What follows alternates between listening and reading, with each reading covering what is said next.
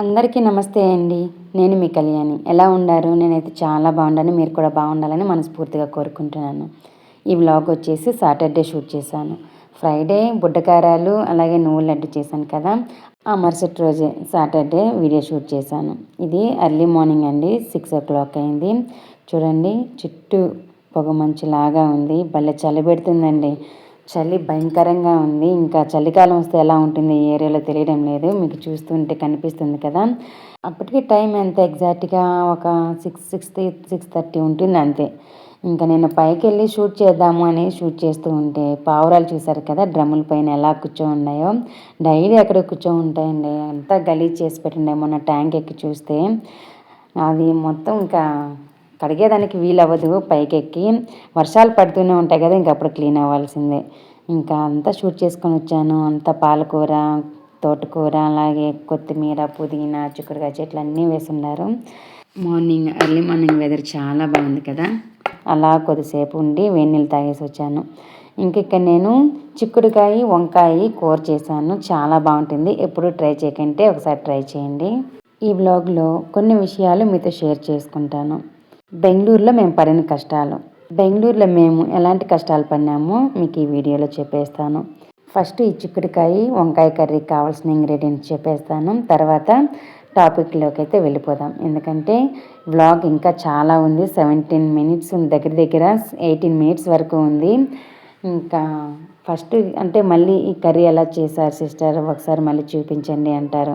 ఎందుకంటే రీసెంట్గా మునగాకు పప్పు చేసినాను. అందులో ఒక బ్రదర్ అయితే మునగాకు పప్పు పెట్టమన్నారు. ఆ బ్రదర్ కోసం నేను లాస్ట్ వీక్ మండేనే మునగాకు పప్పు షూట్ చేశాను. ఆ రోజే నా మొబైల్ ఫోన్ పోయింది. ఇంక తర్వాత వేరే అక్కను మళ్ళీ మునగాకు అడుగుండాను. మునగాకు తెచ్చిన వెంటనే ఆ బ్రదర్ కోసము మునగాకు పప్పు నేను ఎలా తయారు చేస్తానో వీడియో షూట్ చేసి అప్లోడ్ చేస్తాను. ఇక్కడ చిక్కుడుకాయ వంకాయ కూర అందుకని నేను ఇప్పుడు ఈ కర్రీ నేను తయారు చేసే విధానం చెప్తున్నాను. ఒక 2-3 minutesలో అయిపోతుంది. ఇంకా స్టవ్ వెలిగించి ప్రెషర్ కుక్కర్ పెట్టుకొని అందులో కర్రీకి తగినంత ఆయిల్ వేసుకోవాలి. ఆయిల్లో చెక్క లవంగాలు వేసుకొని ఫ్రై చేసుకోవాలి. ఫ్రై అయిన తర్వాత ఒక మీడియం సైజు ఉల్లిపాయ, అలాగే గుప్పుడు వరకు పచ్చికరివేపాకు, ఒక పచ్చిమిరపకాయ తుంచి వేసుకొని ఫ్రై చేసుకోవాలి. అవి ఫ్రై అయిన తర్వాత అల్లం వెల్లుల్లి పేస్ట్ ఫ్రెష్గా అల్లం వెల్లుల్లి దంచుకొని వేసుకోవాలి. ఫ్రెష్గా అల్లం వెల్లుల్లి దంచుకొని వేసుకోవడం వల్ల ఏ కర్రీ అయినా టేస్ట్ అనేది ఎక్స్ట్రా యాడ్ అవుతుంది. ఆ అల్లం వెల్లుల్లి పేస్ట్ కూడా ఫ్రై అయిన తర్వాత 1/2 కిలో కన్నా ఎక్కువ, 1/2 కిలో కన్నా తక్కువ టమోటాలని కట్ చేసి వేసుకోవాలి. అలాగే ఉల్లిపాయలు వేయించేటప్పుడు కొంచెం సాల్ట్ వేసాను. ఇప్పుడు టమోటాలు వేసిన తర్వాత పసుపు వేసేసి ఒకసారి బాగా కలిపేస్తున్నాను. ఇప్పుడు టమోటాలు కూడా కొంచెం మగ్గిన తర్వాత స్పైసీకి సరిపడా కారం వేసుకోవాలి. అలాగే 1.5 tablespoon ధనియాల పొడి, 1/2 tablespoon గరం మసాలా వేసుకోవాలి. మీరు తీసుకున్న టమోటా పులుపుని బట్టి కారం కూడా యాడ్ చేసుకోవాలండి. మీరు ఎంతైతే కారం తినగలరో అంత వేసుకోండి. మేము ఇక్కడ మా పిల్లలు కారం ఎక్కువ తిన్నారు కాబట్టి నేను కొంచెం తక్కువే వేసాను, 1/2 tablespoon వరకు వేసాను అంతే. ఇంకా వేసిన మసాలాలన్నీ బాగా వేగిపోవాలి, ఆయిల్ సపరేట్ అవ్వాలి, అంతవరకు బాగా ఫ్రై చేసుకోవాలి. అలా ఫ్రై అయిన తర్వాత 1/2 కిలో కన్నా తక్కువ 3 వంకాయలు ఉన్నాయి. 3 వంకాయలని పొడవుగా కట్ చేసి వేసుకోవాలి. తర్వాత 1/2 కిలో చిక్కుడుకాయలని ఇలా శుభ్రంగా కడిగిన తర్వాత 2 చీలికలుగా చీల్చుకొని చిన్న చిన్న పీసెస్గా కట్ చేసుకొని వేసుకోవాలి. లేత చిక్కుడుకాయలు, లేత వంకాయలు తెచ్చుకుంటే కర్రీ ఎక్సలెంట్గా ఉంటుంది. ముదరవి అయితే అంత టేస్ట్ బాగోదు. చిక్కుడుకాయలు వేసుకున్న తర్వాత కొంచెం కొత్తిమీర కూడా వేసేసి బాగా కలిపేయాలి. కొంచెం కొత్తిమీర లాస్ట్లో ఫైనల్గా వేసుకోవచ్చు.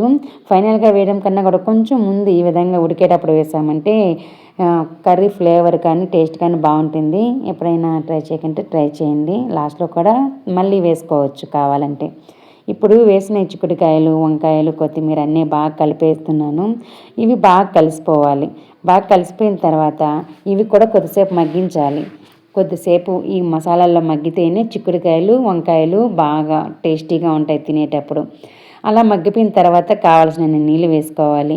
ఇది ఎక్కువ మనకి లిక్విడ్గా ఉంటే బాగుండదు, పులుసుగా కొంచెం గుజ్జుగా ఉంటే బాగుంటుంది. ఇందులో చింతపులుసు కానీ ఏమీ వేసుకోకూడదు, అందుకే టమోటాలు ఎక్కువ వేసింది. నేనైతే ఇక్కడ నాటు టమోటాలు తీసుకున్నాను. ఏ కూరకైనా కూడా నాటు టమోటాలు అయితే టేస్ట్ బాగుంటుంది హైబ్రిడ్ కన్నా. వీలైతే నాటు టమాటాలు ఒకసారి వాడి చూడండి, హెల్త్కి కూడా మంచిది. ఇక్కడ నేను టీ గ్లాస్ ఉంటుంది కదా, దాంతో 1.5 గ్లాస్ వేసాను అంతే. అవి సరిపోతాయి. ఎందుకంటే చిక్కుడుకాయ ఉడికితే ఇంకా అందులోంచి మనకి వాటర్ అనేది రిలీజ్ అవుతుంది కదా, కాబట్టి నేను 1.5 గ్లాసుతో వేసాను. టీ గ్లాస్తో వేసేసిన తర్వాత కర్రీకి సరిపడా సాల్ట్ కూడా వేసేసి బాగా కలిపి మూత పెడుతున్నాను. మీరు బాగా గమనించారా, నీళ్ళు అనేది నేను ఎక్కువ వేయలేదు. చిక్కుడుగాయల కన్నా నీళ్ళు ఇంకా తక్కువగానే ఉన్నాయి. ఇంకా మన కుక్కర్లో కూడా నీళ్ళు ఏమి ఎక్కువ పట్టవు కాబట్టి ఇంకా మూత పెట్టేసి ఒక 4-5 విజిల్స్ రాణించాను.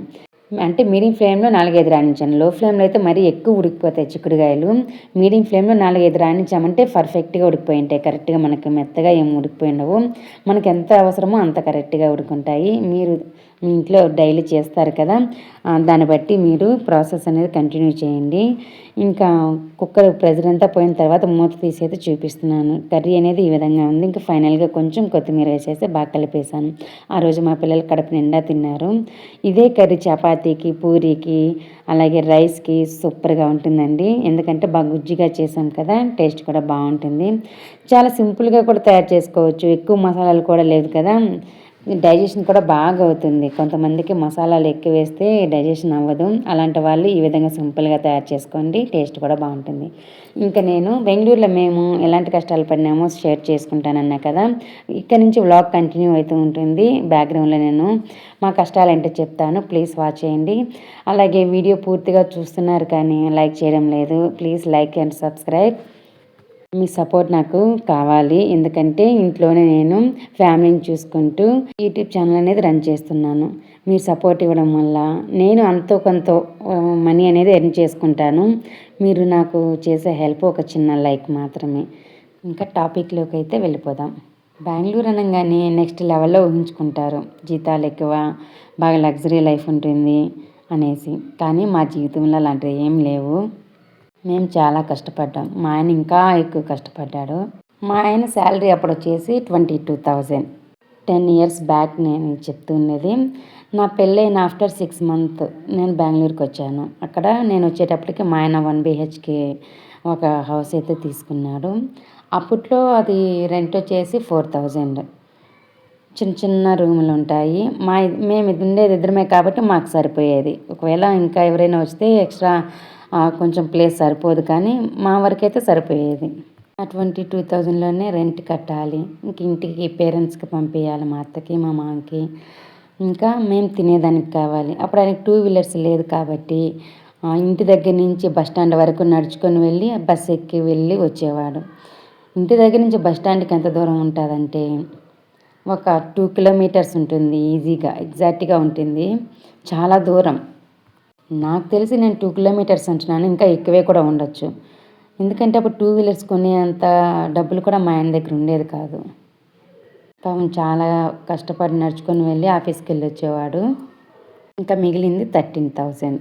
మిగిలిన 13,000లో ఇంకా టీవీ ఒకటి తీసుకున్నాం. అంటే చేతిలో డబ్బులు లేవు, అది కూడా ఇన్స్టాల్మెంటే. నెల నెల ఇంత కట్ అవుతుంది, 2,000 ఏమో కట్ అవుతుంది దానికి.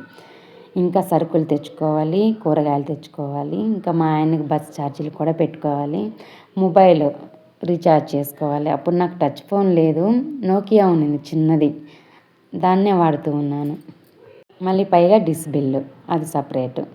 అవి అప్పుడు ఎంతో ఉన్నింది, అది 300-400 ఉన్నింది. ఈ మొత్తం ఒక 1,000 పెట్టుకున్నా కూడా ఇంకా మా దగ్గర 10,000 ఉంటుంది. అంటే అప్పట్లో మాకు కరెంటు బిల్లు ఎక్కువ వచ్చేది లేదులేండి. వాషింగ్ మిషన్, ఐరన్ బాక్స్ లేదు. అంటే ఐరన్ చేస్తే కరెంటు బిల్ ఎక్కువ వస్తుందని చెప్పేసి మా ఆయనకి నేను షర్ట్లు కూడా ఐరన్ చేసేదాన్ని కాదు. ఇంకా అలానే ఉతికిన వెంటనే డ్రై అవుతాయి కదా, అప్పుడే బాగా నీట్గా మడిచి పెట్టేదాన్ని. ఎప్పుడైనా ఐరన్ చేస్తా అన్నా కూడా మా ఆయన వద్దనేవాడు. కరెంటు బిల్ ఎక్కువ వస్తుంది, దానికి ఇంకా కట్టుకోవడానికి ఇబ్బంది అవుతుంది అనేసి. ఇంకా 10,000లో సరుకులు కూరగాయలు తెచ్చుకోవాలి.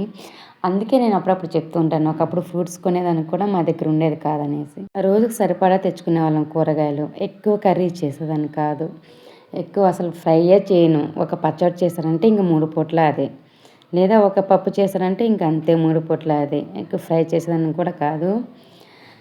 ఆ విధంగా అలవాటైందనమాట. ఇంకొకటి ఏమిటంటే ఫ్రూట్స్ కొనుక్కోవాలంటే డబ్బులు ఎక్కువ అవుతాయి కదా, ఫ్రూట్స్ ఎక్కువ డబ్బులు అవుతాయని చెప్పేసి కొనేవాళ్ళం కాదనమాట. ఎక్కువేంటి అసలు తెచ్చుకునే వాళ్ళం కాదు. ఎప్పుడో ఇంకా పండగలు వస్తే అప్పుడు పూజకి కావాల్సిన కాడికి దేవుడి వరకు మాత్రమే తెచ్చేవాళ్ళం.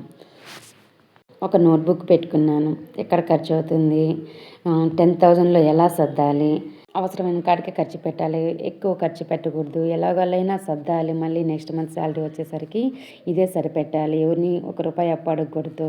ఎందుకంటే అప్పు అంటే భయం. ఉన్న దాంట్లోనే సర్దుకొని పోవాలి అని చెప్పి ఒక నోట్బుక్లో రాసుకునేదాన్ని. ఈ మంత్ శాలరీ ఎలాగోలా సరిపెట్టాలి అనేసి. ఎంత గట్టిగా ట్రై చేసినా కూడా ఆఖరికి కరెక్ట్గా అక్కడికి ఇంకా లాస్ట్ మంత్ ఎండ్ వచ్చేసరికి ఒక 100, 200 ఉండేది మా దగ్గర. అంతే, అంతకు మించి ఒక్క రూపాయి కూడా ఉండదు. ఒక్కొక్క మంత్ అయితే 10 రూపీస్ ఉన్న రోజులు కూడా ఉన్నాయి మళ్ళీ జీతం వచ్చేసరికి. అలాంటి రోజుల్లో మేము ఉన్నాం. అంటే ఆ 10,000లోనే మళ్ళీ నేను హాస్పిటల్కి కూడా చూపించుకుంటూ ఉన్నాను. అప్పుడు నేను పీసీఓడి ప్రాబ్లంతో ఇబ్బంది పడుతూ ఉన్నాను. అంటే పెళ్ళైన 1 ఇయర్ అయినా కూడా నేను కన్సీవ్ అవ్వలేదు. పీసీఓడి ఉండడం వల్ల కొంచెం ఇబ్బంది అయ్యాను. మంత్లీ చెకప్కి అయితే వెళ్తూ ఉండాల్సి వచ్చింది. ఆ చెకప్కి వెళ్ళాలంటే మా ఆయన ఎంత కష్టపడేవాడు. ఆ 2 కిలోమీటర్స్ నడవాలని చెప్పాను కదా. నేను బెంగళూరుకి వెళ్ళడం కొత్త, నాకు తెలియదు. ఎప్పుడైనా హాస్పిటల్కి వెళ్ళాలంటే ఇంకా ఆఫీస్ నుంచి అక్కడ 4 గంటలకే బయలుదేరేవాడు. 4 గంటలకు బయలుదేరి బస్ స్టాండ్లో దిగి అక్కడి నుంచి మళ్ళీ ఇంటికి నడుచుకొని నన్ను తీసుకొని మళ్ళీ బస్ స్టాండ్కి నడుచుకొని వెళ్ళి అక్కడి నుంచి మళ్ళీ హాస్పిటల్కి వెళ్ళేవాళ్ళం. అక్కడి నుంచి మళ్ళీ బస్సులో వెళ్ళాలంటే అక్కడ నుంచి ఒక 6 to 7 కిలోమీటర్స్ దూరంలో హాస్పిటల్ ఉంది. అక్కడైతే మంచిది ఉందని చెప్పేసి ఉమెన్ అనే లేడీ డాక్టర్ అని చెప్పేసి అక్కడికి తీసుకెళ్ళేవాడు. అక్కడికి వెళ్ళి ఇంటికి వచ్చేసరికి 10:30 అయ్యేది. ఎప్పుడో ఈవినింగ్ 5:30 లోపు స్టార్ట్ అయితే 10:30కి అలా వచ్చేవాళ్ళం ఇంటికి. ఆ టైంలో వచ్చి ఇంకా దోశ ఇడ్లీయో పెట్టుకొని తినేసేవాళ్ళం. బయట కూడా తినేవాళ్ళం కాదు. ఇంకా నడుచుకొని వస్తూ ఉంటాం కదా బస్ స్టాండ్లో దిగి నైటు. అప్పుడు మాట్లాడుకొని వస్తూ ఉంటాం అనమాట. హాస్పిటల్ ఎంత ఖర్చు అయింది, ఇంకా మన దగ్గర డబ్బులు ఎన్ని ఉన్నాయి, ఇందులోనే సరిపెట్టాలి, వేస్ట్గా కొనకూడదు. ఏది కొంచెం తినేది తక్కువైనా అంటే కడుపు నిండా తినని రోజులు కూడా ఉన్నాయి.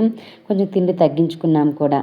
అంటే తిండి అంటే మరి పై తిండి బయట కొనేటివి కూడా కాదు, ఇంట్లో మనం చేసుకునే నార్మల్ కర్రీస్, రైస్ కూడా తగ్గించిన రోజులు ఉన్నాయి. పాపం మా ఆయనకు చాలా ఓపిక. గ్రేట్ అండి మా ఆయన. నేనైతే అప్రిషియేట్ చేస్తాను. అంత గొప్ప మనసు ఉండాలి పాపం. తక్కువ జీతంలో కూడా ఎక్కువ ఆయనకి నచ్చినవి తీసుకునేవాడు కాదు. అప్పుడు ఉన్నంతలోనే అప్పుడు కూడా నాకు నచ్చినవి తీసేయాలని చూస్తూ ఉన్నాడు. దానికి పెద్ద మనసు కూడా ఉండాలి. ఇంకొచ్చేసి ఏదైనా పండుగ వచ్చిందంటే ఆ రోజు పప్పు, చిత్రాన్నము, పాయసం చేసుకుంటాం కదా. ఆ రోజు నిజంగానే పండగ ఉన్నట్టే ఉంటుంది మాకైతే. ఆ రోజు పండగ దేవుడికి నైవేద్యంగా పెడతాం కాబట్టి స్పెషల్ రెసిపీస్ ఉంటాయి. ఆ రోజు దేవుడి పేరు చెప్పుకొని మేము బాగా తింటూ ఆస్వాదించేవాళ్ళము. ఇంకెప్పుడైనా పండుగ వచ్చిందంటే మేము కొత్త గుడ్డలు కూడా తెచ్చుకునే వాళ్ళం కాదు. కొత్త గుడ్డలు తెచ్చుకోవాలంటే డబ్బులండి 10,000 ఎక్కడి నుంచి వస్తాయి. హాస్పిటల్కి, సరుకులకి, వెజిటేబుల్స్కి, ఛార్జీలకి వీటన్నిటికీ సరిపోయేది కాదు. కాబట్టి మేము ఏదైనా పండుగ వచ్చినా కొత్త గుడ్డలు అవి తెచ్చుకునే వాళ్ళం కాదు. నేను ఇప్పటికీ కూడా తెచ్చుకోను తెలుసా. పండగకి కొత్త గుడ్డలు తెస్తున్నాను అంటే అది పిల్లలు పుట్టిన తర్వాత పిల్లలకు మాత్రమే. అది వాళ్ళకి అన్ని పండగలకు కాదు, సంక్రాంతికి మాత్రమే తీసుకొస్తారు పిల్లలకు కూడా, బర్త్డేకి. ఈ 2 సంవత్సరానికి ఒక 2 టైమ్స్ తీసుకొస్తాను నేను బట్టలు. ఇంకా నార్మల్ డేస్లో ఎన్ని పండగలు వచ్చినా కూడా నేను అసలు ఇంకా పట్టించుకోను. ఎందుకంటే ఇంకా అలా కంటిన్యూ అవుతూనే ఉంది మా జర్నీ. ఇప్పుడు పర్వాలేదు. ఇప్పుడు కూడా అప్పులు ఎక్కువ ఉన్నాయండి మాకైతే. అప్పులు ఎక్కువ ఉన్నాయి. కాకపోతే కొంచెం ధైర్యం అనమాట. కట్టుకోగలంలే అనే ఒక ధైర్యం అయితే దేవుడిచ్చాడు. అందుకే హౌస్ పైన 80% వరకు లోన్ తీసుకొని కట్టేసాము. మళ్ళీ ఎటైతే అటైంది అని చెప్పేసి. ఇంకా పోను బాడుగలు ఎక్కువైపోయినాయి. 1 BHKనే మేము 13,000 కడుతూ ఉన్నాము. అదేదో ఓన్ హౌస్ కట్టుకుంటే ఫైనల్గా మనకి చేతికి వస్తుంది కదా అని చెప్పేసి ఇలా ప్లాన్ వేసాము. చాలా కష్టాలు 22,000లో మేము పడిన కష్టాలు చాలా ఉన్నాయి. అప్పట్లో నాకు పానీపూరి, గోబీలు అంటే ఇష్టము. ఇప్పుడైతే తిననులేండి. ఇప్పుడు తినకూడదని కూడా తెలుసుకున్నాను. ఒకప్పుడు అవన్నీ తెలిసేది కాదు. బాగా తింటూ ఉన్నాను. మా ఆయన దగ్గర డబ్బులు కొన్నే ఉన్నాయని తెలుసు, సరిపోదు. మంత్ ఎండ్కి వచ్చేసరికి ఎలాగోలా సరిపెట్టాలి అని పాపం టెన్షన్లో ఉంటాడు. అవునా ఫోన్ చేసి అడుగుతాడు, ఏమన్నా కావాలా, ఇంటికి వచ్చేటప్పుడు తినేదానికి ఏమన్నా కావాలని అడుగుతాడు. మా ఆయన మెచ్చుకోవచ్చండి. ఆ టైంలో కూడా అడిగేవాడు డైలీ ఏమన్నా కావాలా తినేటి అనేసి. నాకు తినాలని ఉన్నా కూడా నేను వద్దని చెప్పేదాన్ని. ఎప్పుడో వారానికి ఒక్కసారి తేబ్బా చాలు అని, నాది పానీపూరియే, గోబీయే తీసి నాకు చాలు అని చెప్పేదాన్ని. అయ్యే ఉందిలే రోజైనా తిను అంటాడు. రోజు ఎంత అనుకోండావు, రోజు అప్పట్లో 10 రూపీసో 15 రూపీసో కానీ ఇంకా మంత్లీ 400 అవి దానికే పెడితే ఎలా అని చెప్పేసి వద్దు, నేను బుక్లో రాసి పెట్టుకున్నాను ఇంత ఖర్చు పెట్టుకోవాలి అనేసి అని. నాకు వారానికి ఒక్కసారి ఒక వారం వచ్చేసి పానీపూరి, ఇంకో నెక్స్ట్ వారం వచ్చేసి గోబీ అలా తెచ్చి వారానికి ఒక్కసారి తెచ్చి నాకు చాలు అని చెప్పేదాన్ని. ఇంకా 22,000లోనే మేము ఈ విధంగా ఖర్చులు ఎక్కడెక్కడ పెట్టాలి ఎక్కడ పెట్టకూడదని ఇద్దరం డిస్కషన్ చేసుకొని ఇంత దాకా వచ్చాము. అంత కష్టంలో కూడా మా ఆయన ఏ పొద్దు మీ పుట్టింటోళ్ళని ₹1 అడగని ఏ పొద్దు అడుగుండడం. అంత తక్కువ జీతంలోనే అందులోనే చూపించాను నా హాస్పిటల్కి కూడా. మా పుట్టింటి వాళ్ళు ఎప్పుడైనా ఆడబిడ్డకి ఎప్పుడైనా పెట్టాల్సిన సందర్భం వచ్చినప్పుడు పెట్టినా కూడా అస్సలు ఇష్టపడరు. వద్దు అని చెప్పు మీ అన్నకి అని అస్సలు ఎన్నిసార్లు చెప్తాడో నాకైతే. నేనే తీసుకుంటాను. ఎందుకంటే ఇంకా అది ఆడబిడ్డకి ఎవరైనా పసుపు కుంకుమ కింద ఇస్తారు. అది నువ్వు తీసుకున్నట్టు కాదులే, నేను తీసుకున్నట్టేను అని చెప్పి నేను తీసుకుంటాను. ఆయన ఇప్పటికీ తీసుకోవడానికి ఇష్టపడ్డు. అంత మంచివాడని చెప్తాను నేనైతే మా ఆయన్ని. ఫైనల్ ఇప్పుడైతే బాగానే ఉన్నాము. ఇప్పుడు ఒకప్పుడుతో పోల్చుకుంటే ఇప్పుడు బెటర్గానే ఉంటున్నాము. ఇప్పుడైతే చాలా హ్యాపీ. ఇప్పటికీ చాలా ఉన్నాయి కొన్ని. అవి పోను ముందు రోజుల్లో షేర్ చేసుకుంటాను. మీకు ఒకటి తెలుసా, మాకు ఎవరు సహాయం చేస్తారో తెలుసా? దేవుడు. మాకు ఏదైనా కష్టాలు వస్తున్నాయి అంటే ఆ టైంకి ఆ దేవుడు ఎలాగోలా అలా సహాయం చేస్తాడంతే. నేను చాలాసార్లు గమనించాను. ఒక 4-5 సార్లు చాలా టఫ్ టైంలో కూడా మేమే షాక్ అలాంటి సందర్భాలు ఉన్నాయి. అప్పటి నుంచి గట్టిగా నమ్ముతాను. మనకు దేవుడు ఉన్నాడు, మన దగ్గరే మన తోడే ఉన్నాడని చెప్పేసి నేను మా ఆయనకు కూడా ఎన్నిసార్లు చెప్పాను. ఆ దేవుడు అప్పుడే కాదు మాతో ఎల్లప్పుడూ ఉండాలని మనస్ఫూర్తిగా కోరుకుంటున్నాను. ఇంకా ముందుకు పోవాలని కూడా కోరుకుంటున్నాను.